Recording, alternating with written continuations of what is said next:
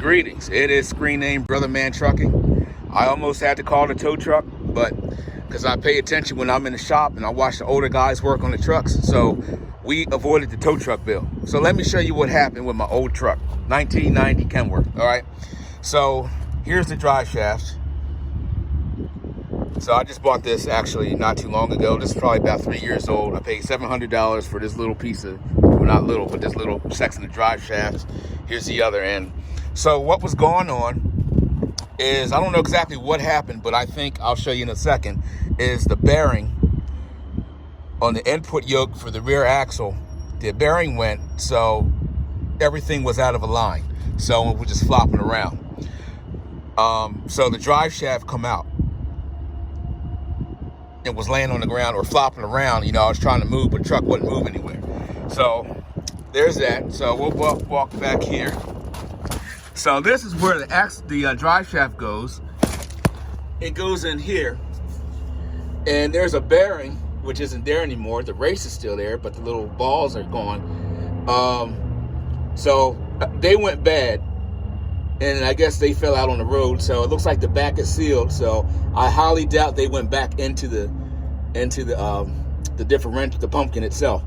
So it tore the seal up and everything, and I lost what's called a castle nut, which the yoke goes on there, and then the castle nut tightens it on there. It keeps it tight. So, and then here's that's where the front of the drive shaft goes into.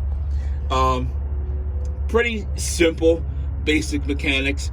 So I'm just going to drop it off at the shop, and they can fix it for me, because I don't like dealing with, with stuff like this in case something is out of line, because it's a pain in the butt to tear the what they call it, the chunk, tear the differential out, and in case something's messed up in the inside.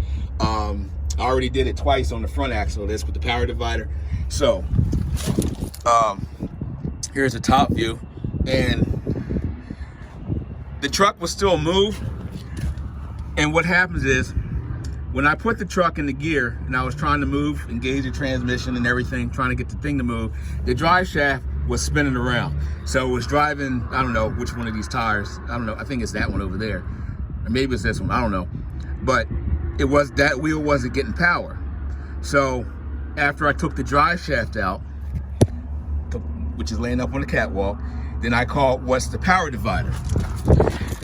The power divider is the front of this unit right here, where the air goes in, to where you can lock the gears inside here, to where you can have power in both of your axles. So because that drive shaft was not in place, I was still able to have power on this front axle because the power divider was engaged. And that's the thumbnail on the video that I just showed, when you saw in the video. So that's all for this one. Old trucks do break down, and if you know how to baby them and get them back to the shop, you don't have to spend $150, $200 for an hour for a tow bill and all that. And then that's double if you have to have two trucks to come pull a truck and a trailer in the state of Pennsylvania, because they can't hook up to one unit itself. You have to separate them. Ask me how I know. There's a video about that somewhere. So old trucks do break down, but if you hang around the right people or just pay attention to how things get fixed and everything like that, things will work out. And something else is, always keep your what are these things called? Universal joints. Always keep your universal joints greased, because sometimes these things fell right out. Sometimes they don't fall out. You got to beat them out and beat them out and beat them and beat them and beat them and beat them. But these, because I keep them greased, they fell out. And this was almost stretched apart. You can see how much old grease is in there. I try to keep this thing greased. But that's all for this one. Hope you learned something.